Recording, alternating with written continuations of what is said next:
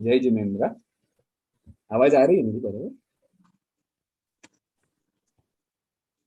आज का जो प्रेजेंटेशन है, मतलब जो 6 आवश्यक में से हमारे दैनिक कार्य में कैसे उतारना है, तो इसमें मैं स्वाध्याय के बारे में बात करूंगा।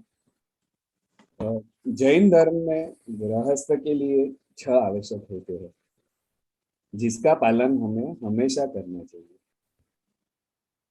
इस भागदौड़ की दुनिया में हम देव दर्शन, देव पूजा आदि तो नियमित करते हैं, लेकिन हम स्वाध्याय के लिए समय नहीं निकाल पाते हैं। तो स्वाध्याय जो तीसरा षड आवश्यक बताया गया है, वह भी एक परम तप है। जैन धर्म में स्वाध्याय का बहुत महत्व है। हम जब वर्तमान में हमारे अनुकूल संयोगों रहते हुए भी हम स्वाध्याय नहीं करेंगे तो कब करेंगे? हमें लगता है कि जब कोई जैन त्योहार या पर्व आ जाता है, तब हमारा पढ़ना, जानना या शास्त्र प्रवचन सुनना हो जाता है। लेकिन लेकिन हमें ये ध्यान रखना चाहिए कि नियमित से कुछ समय, पूरा दिन में कुछ समय ऐसे निकालना चाहिए कि जिसमें हम भले आधा घंटा हो या 1 घंटा हो या 15 भी मिनट हो, लेकिन एक शुरुआत करनी चाहिए कि भाई हम एक नियम बनाएंगे कि हमें रोज स्वाध्याय करना है। उसमें जो भी अपना ग्रंथ है, जो भी है, वो पढ़ सकते हैं। जब नियम से रोज इनका स्वाध्याय करने लगेंगे, तो उसे और समझने की इच्छा होगी, उसमें आनंद भी आने लगेगा। स्वाध्याय के लिए धार्मिक पुस्तकों का नित्य पाठ करना चाहिए। इनका राग से पढ़ने के बजाय इनका चिंतन मनन करना चाहिए।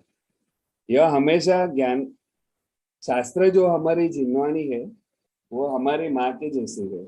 यह हमेशा ज्ञान का आचरण कराती है। तो, जिसके पढ़ने से अभ्यास भी बनता है और विवेकता भी जागती है। तो हमें तो ये पता है कि शास्त्र में 4 भागों से बांटा गया है। प्रथमान योग है, जिसमें महान पुरुषों का वर्णन किया हुआ है। कर्णान योग, जिसमें 3 लोग व गुणस्थान का वर्णन है।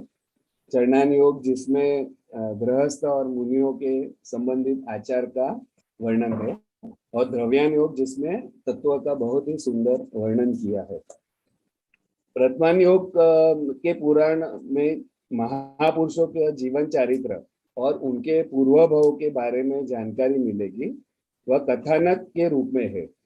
इसे पढ़ने से मन में आनंद आता है, और जब आनंद आता है तब स्वाध्याय में और भी श्रद्धा बढ़ती है और ज्यादा सीखने की इच्छा भी होती है। व्यक्ति स्वाध्याय की तरफ बढ़ने लगता है और किसी ज्ञानी या पंडित जी के पास बैठता है और उनके मार्गदर्शन में आगे बढ़ता है। फिर नित्य मंदिर जाना, पूजा करना और पंडित जी के प्रवचन सुनना, आहार दान देना उनकी जीवनचर्या बन जाती है।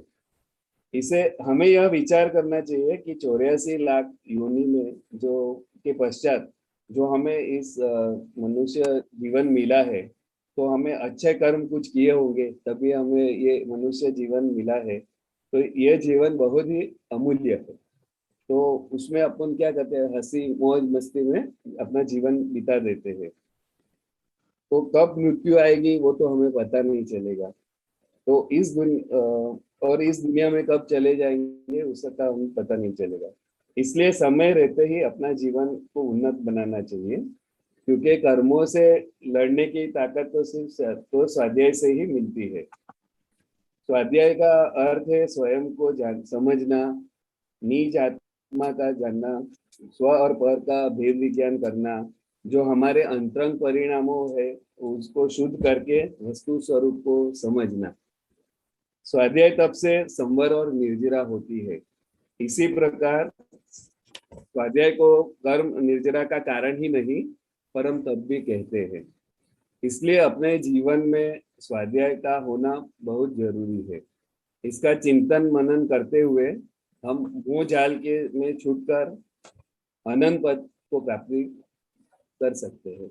इसके साथ ही मैं मेरे बात को विराम देता हूँ। जय जय।